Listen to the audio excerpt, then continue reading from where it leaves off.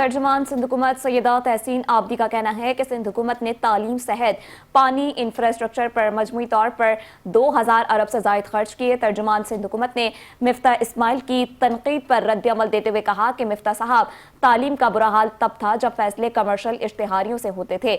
हमने तो जमीन पे स्कूल खड़े किए हैं।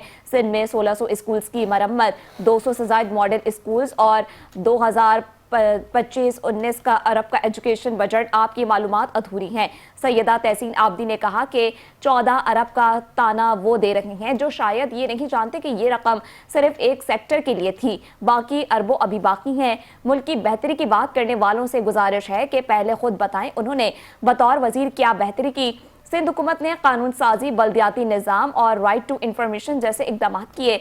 जिन्हें पंचकोर की फिक्र है वो ये भी जान ले कि सिंध ने थरपारकर जैसे इलाके में पीने के पानी का इनकलाबी हल दिया। उन्होंने मजीद कहा कि कराची की सड़कों पर सवाल उठाने से पहले जनाब को दावत है कि एक दौरा करें। Malir express way, university road, Nishtar road, शाहराह नूरजहां जैसे प्रोजेक्ट सिर्फ बातों से नहीं बनते।